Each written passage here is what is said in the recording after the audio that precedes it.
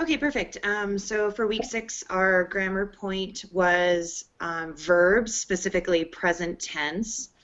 I have outlined the different forms, the 4 different forms we would see a present tense verb. So first we have simple present, which is just the verb itself or the verb plus S for the he, she, or it form.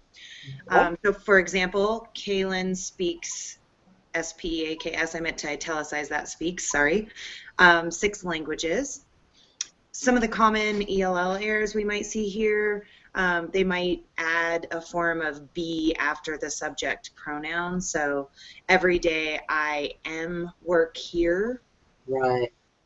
The next form we might see that verb in would be the present progressive, which is including a be verb, so am, is, or are, plus the verb, plus the ing, so that ing usually almost always denotes that progressive tense. So that has to do with it happening continuously, basically. So for example, it is raining really hard. Common ELL errors in the present progressive tense would include maybe using a non-action verb. So if it was a non-action verb, it couldn't be happening continuously. So that would look like I am hearing you. Am, or the be verb isn't an action verb, so that doesn't work. We've got 2 more. The third one is present perfect, which is the have or has plus the past participle. That's when, and some of these usages get so, there's so many usages and it almost seems more confusing, or at least that's how I felt when I was like listing all of them. I know. I would never make that connection, like with all of these different action that's happened with a non-specific time, an action that began in the past but continues in the present.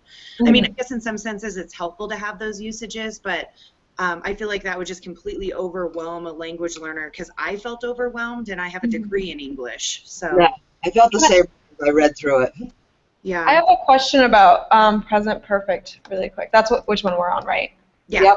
Yep. So in Spanish, is that, I'm trying to think, like where you would say, where the ending would be amamos, like hablábamos, like we, Hablamos. is that correct? I'm just trying to make a connection. I think so. Hablamos, I would translate as we are speaking. Oh, okay. So that might be more the present progressive. Not hablamos, hablábamos. Oh, right. Oh, gee. You're getting out of my Spanish depth, Okay. but yeah. Okay. And Anyway, sorry. you're Continue, Jen. you're probably right. The only thing it says here, I just looked it up, and unfortunately my Spanish knowledge clearly is less than both of you, so, but it does say here that some languages use present tense to express the still true usages of present perfect, so I don't know if that applies to Spanish, but I don't know if that helps, Bailey, with your question. I'm actually I can look it up. putting it in the I'll look it up as I finish it, as I polish up the notes. But it's ringing a bell, Bailey. Hablamos. Yeah, it's a really weird. I got into that in like 11th grade Spanish class, so it was pretty up there. But I'm wondering if those are the same thing. But I didn't mean to interrupt. So continue on, Jennifer. It's still important, and it's but I think the hablam, the simpler one is the are speaking. Mm-hmm. The present progressive. Okay, so back to the present perfect. An example would be I have eaten sushi, so we've got that have or has verb there in addition to the past tense eaten. Some common ELL errors might include them using present tense for perfect, or for present perfect tense. So like, I live here since 1995, rather than using the past tense verb lived. So they might just use that present form instead of using the present plus the past. And then the last of the 4 is the present perfect progressive, which is the have or has, just like in the previous form, but here we're also adding in been, which is that past tense be form, or and also adding the verb in the progressive with the ing. So I have been waiting here for almost an hour. Mm-hmm. One thing I see with my kids is it gets really confusing when we start using apostrophes. So like I've been waiting. Yeah. So I've learned that it's good to actually write out I have been. Okay. Because that I've gets confusing. But so anyway, common ELL errors might include using the present progressive tense for present perfect progressive. So I am living here since 1995 Mm-hmm. rather than the I have been. Okay, so I think those four forms are the only present forms of verbs that we would see. So we've gone over all of those now. Do we move on to our sample? I believe we do. One thing, did you guys notice there's one of those keys, key number 3, that does more with the present time verbs, and it covers the same ground. It just offers some more tips and tricks. It's worth looking at for, I mean, not right now, but just if you didn't take a look at it, there's a little more in there for how to make sure you get all the possible errors with students. Okay. Thank you. But we have plenty here to work with, I think. Okay, Yeah. so Bailey, this was your student, I guess. So do you want to tell us a little bit about the student profile? Yeah, so Jimmy is a super senior. He immigrated from the United States, I think, in middle school. I think it was 5th or 6th grade. I'm not sure. I don't know where to find that information, and I just didn't ask him. Neither of his parents speak English very well. I've had conferences with them and have had to have a translator. He doesn't come from a high socioeconomic status. He originally was at the big high school, Adams City High School, but then transferred over to Leicester this year. So this is his first year at Leicester, I believe. And he's very outspoken in class. If you guys looked at his access scores, I don't have the tab open on my computer with them, but he's much higher on speaking than he is on listening. And I had made a note in my observation of him that I think he has maybe some sort of cognitive thing because his listening is so low and he doesn't seem to quite pick up on the social cues of like someone else is talking, like slow down, let them finish, and he gets really upset if like say I ask a question and someone raises their hand and he starts talking and I'll say, okay, hold on, let me see what Samantha has to say, and then Jimmy, you can go. He'll get like really mad. He'll be like, Miss, what the heck? And like just kind of gets an attitude about it. And he's really vocal if he's interested in things, but his reading and writing still needs some help. And how old did you say he was when he came from Mexico? I think he was a preteen. I don't know the exact age, but he was probably like 10, 11, 12. Okay, so he wasn't a baby. He's only. Okay. He's like told us stories about he walked all the way from Mexico here for like 6 months or something crazy like that. Wow, so they had one of the horrible immigration experiences. Yeah, I don't know if it was like horrible or if that's pretty standard, but I think walking for 6 months anywhere sounds horrible. Yeah. It seems like people really vary from really harrowing, really horrible experiences, often where they pay tons of money to bad coyotes, or not so horrible experiences when they have more money. Yeah, I get the sense that because they had to come over here by foot, that they didn't come from a high socioeconomic place in Mexico. Like one of your guys' students came from a different SES there. My Mariana, who seems like she's a legitimate immigrant with some money in her family. Mm-hmm. And Jimmy is undocumented. He's gotten into some legal trouble, and I don't know if he like blows it out of proportion. He seems to have he doesn't realize it, but he has a little bit of racism towards white people and towards like American citizens, and I think some of it is resentment. And like, I see my students make a lot of racist comments towards white people, but like being the majority, I think it's more acceptable than if it were to, because it's like, yeah, we kind of, screw you guys over too. So, Exactly. but he's very vocal when we talk about things like the themes in our class. We're reading Monster right now. Our imprisonment, the death sentence, racism. So he gets really vocal around that kind of stuff. Almost sort of radicalized, where he's really. Yeah, and he like thinks all white people are like Donald Trump, and I try to explain to him, no, Jimmy, like this is just the media, and most people are pretty normal. For a long time also, and this is the last thing I'll say about Jimmy, just because it's funny. We had read Enrique's Journey last semester, and he kept asking like me and the teachers if we were for immigration, and we were like, yeah, immigration, you should be able to come to the country, whatever. His impression of the word immigration was like La Migra, Border Patrol, and so when he was asking us, do you like immigration, he thought that we were like, yeah, go Border Patrol, and I had to explain to him probably 4 or 5 times that no, immigration is when people move from one country to another, because he was writing a letter to the editor saying that he was against immigration, and I was like, no, Jimmy, you are for immigration, and it took like 3 weeks to understand that concept, so it's kind of funny, but got it. Yeah, no, I find that my kids have all sorts of negative attitudes about white people and all sorts of it's kind of weird being legitimate fears, though. Yeah, you can understand their position. Yeah, but so let's look at the sample. Did you guys have enough to go off of this time? Yeah, there's some good bits in there.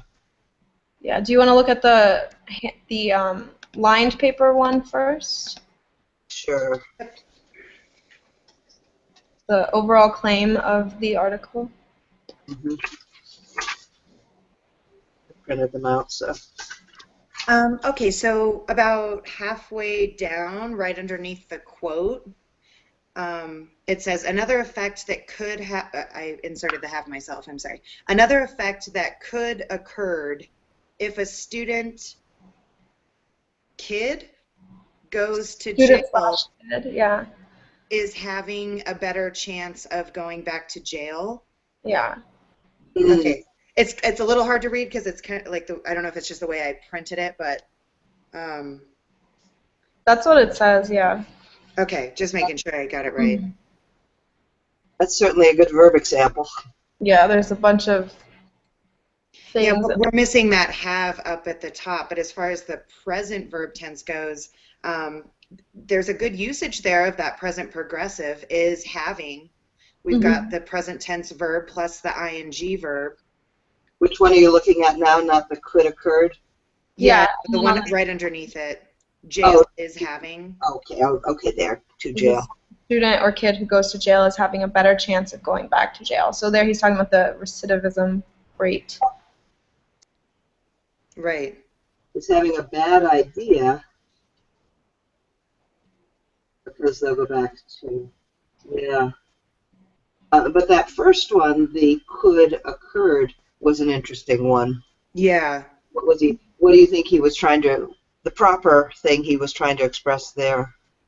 I think that he might have just made a misspelling that would be that could occur.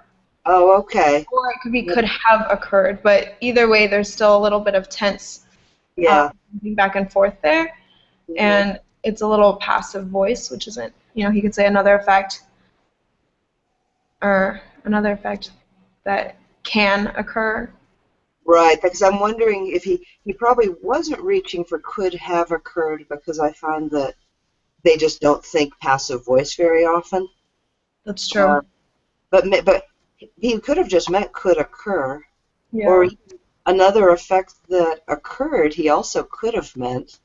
I think it would work best the way Bailey said it a second ago. I think he just needs to say can occur. Yeah, another effect that can occur.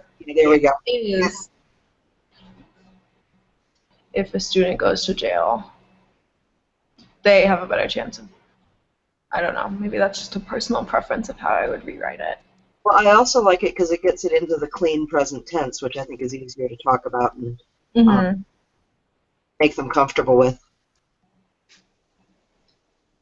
Another effect that can, I'm just getting this in notes. Yeah. And so that is an issue with which tense? I'm pulling it up because I forget. It could occur, could have occurred, could occur. Well, can occur is present. Mm-hmm. Could occur. So if you look, so if you look at the bottom, 1, 2, 3, 4 lines from the top, the same issue is there, only it's used a little bit better. So if in the first example we were talking about, we kept it with could occur rather than changing it to can occur, Mm-hmm. he at the bottom, he says that fourth line, in conclusion, kids shouldn't be sent to jail because it could ruin. He doesn't Yeah. say it could ruin. So this is something that's a little fossilized for him. This is a pattern he uses. Yeah, but I think when he said could occurred, maybe that was just a spelling error and he wasn't quite paying attention. Or he was, you know how sometimes your brain kind of finishes your thinking before you actually consciously make the decision? Yeah. Um, Yeah, because I think you're right. I think adding on that ed was just incidental because at the Mhm. bottom he gets that tense right. Yeah. That's Yeah. true. Yeah. Well, that might just be a one-time error. Let's see what else. It could run. He does that perfect. He does that perfectly.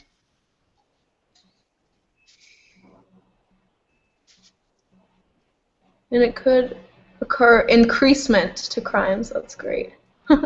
When's that? Oh yeah. It could occur increasement. Oh, lovely. It could run their lives later in the future, and that could occur increasement to crimes. Wow, that's interesting. At the second or third line from the top, he does use could correctly again. He says, sending kids to jail has bad effects, and those effects could be less education, chance of going back to jail, and can have more criminal influence upon them. Yeah, so that's interesting because he's mixing the could followed by a verb and the can followed by a verb. And I still think it really should be can all the way through. So it's interesting to see that he does that in some places, and then in others, he generally in all three places, with that except one exception, uses could. Mm-hmm. Personally, in Jimmy's case, I would like to see him saying like, those effects are less education. Not can, not like it's Yeah. questionable, but like absolutely the article says that this happens. There's statistics to prove it. It's not questionable, which it reminds me of the sample lesson that we watched today, or not this week, where they were talking about the auxiliary verbs. I don't remember. The Aurora lesson. Yeah. Because could is, possible. It's one of many options. Can means it might not happen. It could happen. Whereas I would like to see him saying those effects are, like in the present tense, no question about it. Unless he really means the conditional or the possible, and that's a lot of what he's trying to say. Yeah, that's true. I mean, it's hard to say here how much he's intending this to be all in conditional tense, or whether he really wants to be making it a definite statement. In the second paragraph, it says, first of all, those kids who are put into jail are most likely to have less education. Yeah. So they're using the definite. So, well, maybe getting him more comfortable with the idea of when you use the could, it's more like the puede. You're giving him, it's a conditional. It's a might, it's a could, and making sure that he's got that clear in his head. Yeah. So that could be a next step? Yeah, one next step could, okay, here goes next steps. Okay. Discuss the difference between conditional and definite verbs. Mm-hmm. And that's something I could do maybe. See, and I just used that's something I could do in class by showing different examples and having them maybe revise them or practice using the words in varying context. Yeah, because especially at the high school level, this sort of thing I think is something they really could embrace, the real difference, the shades of meaning that you can get to with those. Yeah. My middle school kids, it might be a heavier lift. Should we look at the second one then? Yeah. Student sample. I have to reread it really quick because I didn't take notes on it, but. Well, I just scanned it, so. So I see right here, a child who committed a crime like a robbery in a store and didn't harm anyone Yep. should not be charged as an adult. Yeah, so there's just a lot of shifting between past and present here. Generally, it's in the present tense. Do, charge, cause, depends. But then we've got that a child who committed where we shift into the past tense. And then it looks like by the end, we get back into the present tense again. So definitely a next step here is just making sure that the idea of when actions are happening is consistent. Did all of this happen in the past? Is it all happening right now? Or will it all happen in the future? Yeah, because when I look at this first sentence, so it's the tenses jump around a lot. So I'm thinking if I gave this back to him, it might be beneficial to just go through and maybe circle or underline everywhere that he's using past tense, and it's usually a dead giveaway in this case because it's got that ed on the end. Like a child who committed a crime like a robbery in a store and didn't harm anyone should not be charged as an adult because he caused no harm but just scaredness to the store.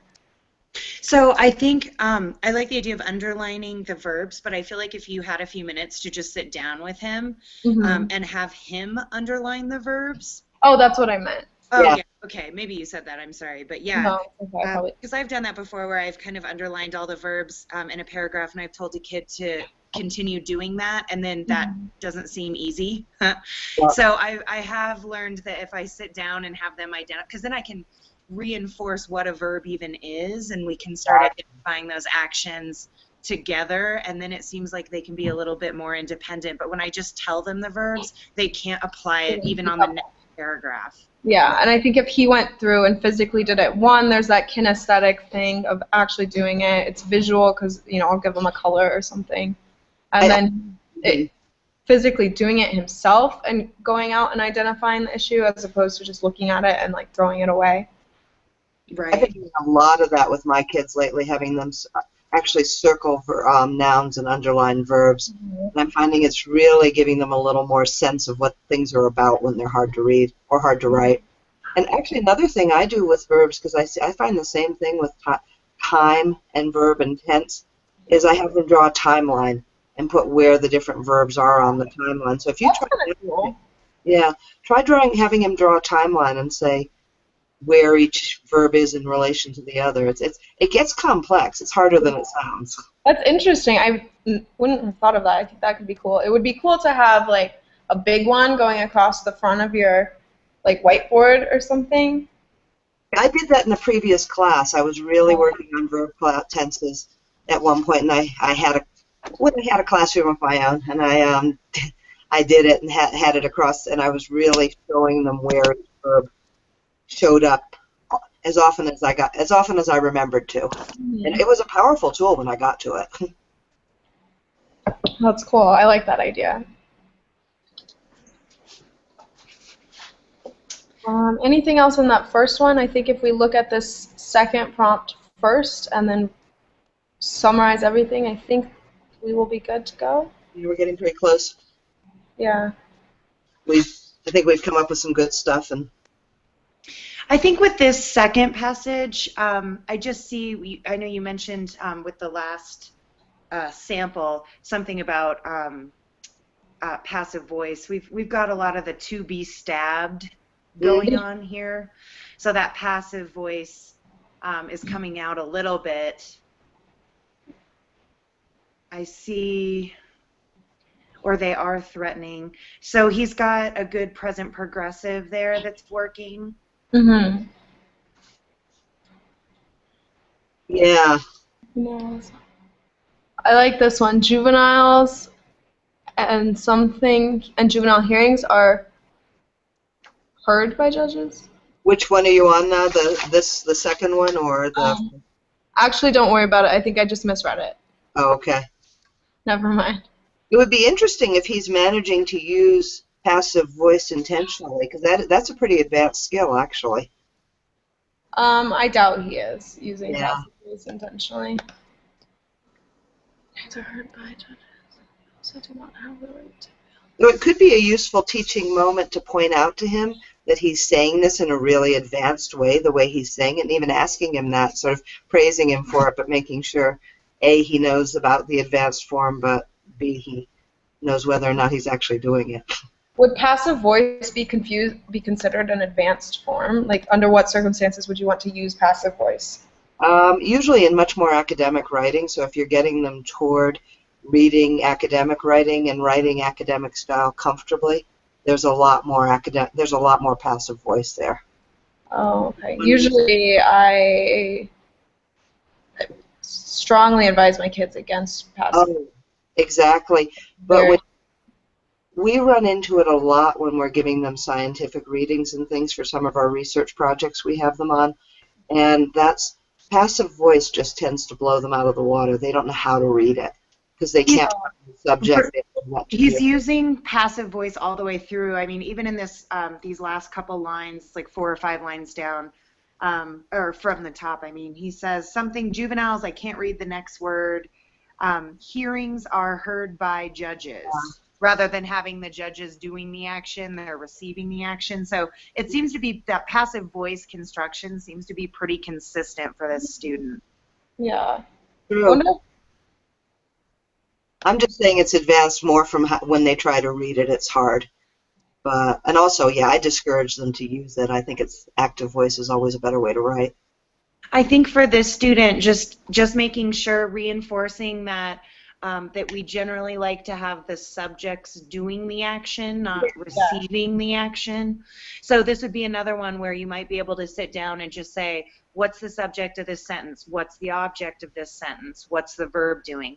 What's the subject of this sentence? What's the object of this sentence? What's the verb doing? Yeah. So that he can start understanding the elements inside a sentence, subject, object, etc. Because then that might help him rephrase his sentence structure in a way that's an active voice. Yeah. Yes, without boring him with passive and active voice. But I like how you put that, Jennifer. Make sure we need someone at the, how'd you put it? Someone at the beginning doing the action. Yeah. Mm-hmm.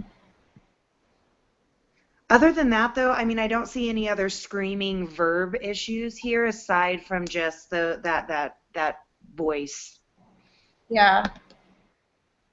So yeah, in that top paragraph, definitely the shifts in tense, and then in the bottom, the biggest and most important thing I'd say to talk about would just be that passive voice construction.